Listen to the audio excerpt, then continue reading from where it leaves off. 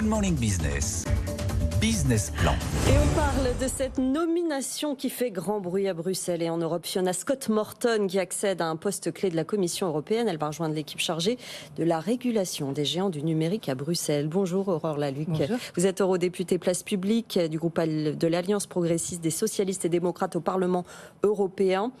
En quoi c'est dérangeant ? Qu'est-ce qui vous dérange le plus dans cette nomination de Fiona Scott-Morton ? Beaucoup de choses. Déjà, le processus de recrutement. C'est-à-dire que normalement, on est censé privilégier les Européens. Et si on ne trouve pas de candidature européenne, alors on ouvre aux autres pays du monde. Là, tout de suite, il y a eu une ouverture, notamment aux États-Unis.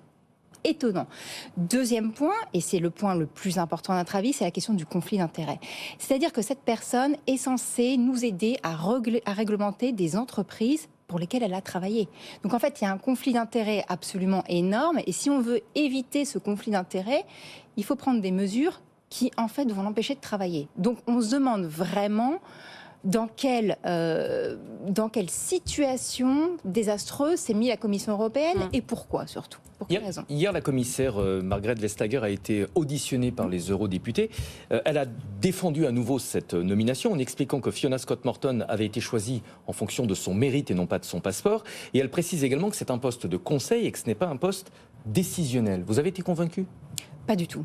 Sincèrement, on est rentré dans cette audition comme on rentrait dans une messe, c'est-à-dire qu'il fallait absolument croire sur parole Madame la vice-présidente exécutive, pour laquelle j'ai par ailleurs un énorme respect, et toute question était vue un peu comme quelque chose d'hérétique finalement.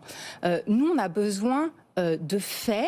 Là, on nous demandait en fait de croire à la Commission sur parole, de dire, la commissaire nous a dit, il n'y a pas de problème de conflit d'intérêts. S'il n'y a pas de problème de conflit d'intérêts, pourquoi la Commission est en train de mettre en place des mesures pour éviter justement les conflits d'intérêts ? Il n'y avait rien en fait dans les éléments donnés par Madame Vestager qui nous permettait de comprendre cette nomination, et je crois qu'on était d'ailleurs unanime au niveau du Parlement européen, c'est-à-dire que tous, on ne comprenait pas, on a posé tous ces mêmes questions et on n'a eu aucune réponse. Donc il faut absolument que la Commission européenne, à mon avis, nous écoute et revienne sur cette décision. Une décision d'ailleurs qui divise la Commission européenne, puisqu'on est en train de dire il n'y a que les Français qui ne sont pas contents. Pas du tout. On a un commissaire européen du Luxembourg, espagnol, portugais, qui ont écrit une lettre hier à Madame Ursula von der Leyen, la chef de la Commission européenne, pour lui demander de revenir sur cette décision. Fiona Scott-Morton est très compétente. Elle a le soutien, en tout cas ses compétences, le soutien de plusieurs économistes, Jean Tirole, Philippe Aghion, Olivier Blanchard, qui ne se sont pas prononcés par ailleurs sur cette nomination. Mais Emmanuel Macron l'a dit aussi hier soir, si c'est un problème de compétences, on a un très gros problème. Est-ce qu'il n'y a pas d'éléments à compétences égales en Europe ?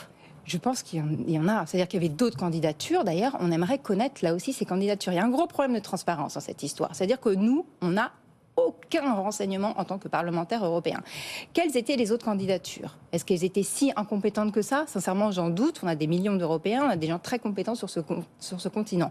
Ensuite, il faut mettre tout ça en balance. C'est-à-dire que c'est effectivement pas les compétences de cette dame qui sont remises en cause. C'est son passé, c'est-à-dire le fait qu'elle ait travaillé en tant que lobbyiste pour les entreprises, qu'elle est censée maintenant nous aider à réglementer.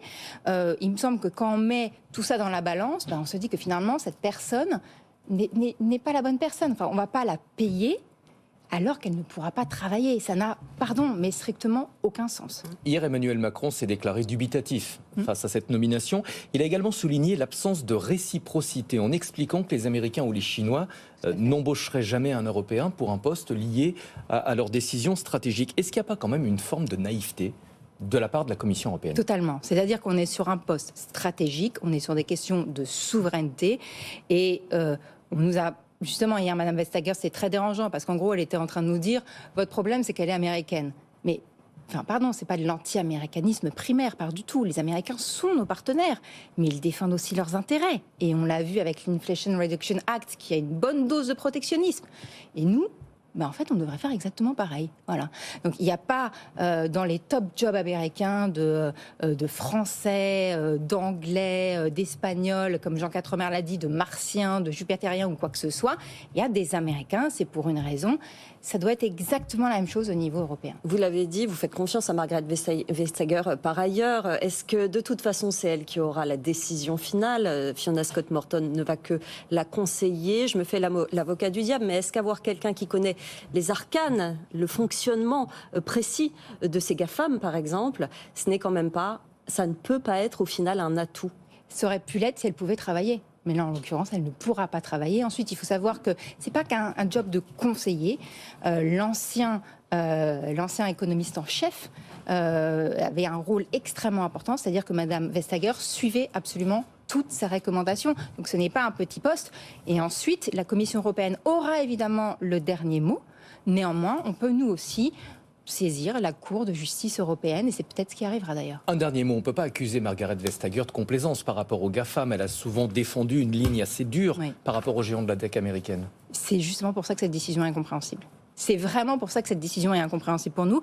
C'est qu'en plus, elle a été très courageuse et la Commission européenne a fait du bon travail sur la question de la réglementation des acteurs du numérique. Il y a eu le DMA, le DSA qui ont été adoptés ces dernières années. Donc cette décision est totalement incompréhensible et on demande à la Commission européenne qu'elle revienne sur des décisions pour des raisons juridique, géopolitique, économique et aussi politique, parce qu'on est en train de créer la défiance vis-à-vis des institutions européennes. On n'a pas besoin de ça dans un moment populiste. Merci beaucoup, Aurore Lalibde, d'être venue nous voir, eurodéputée Place Publique, ce matin dans Good Morning Business.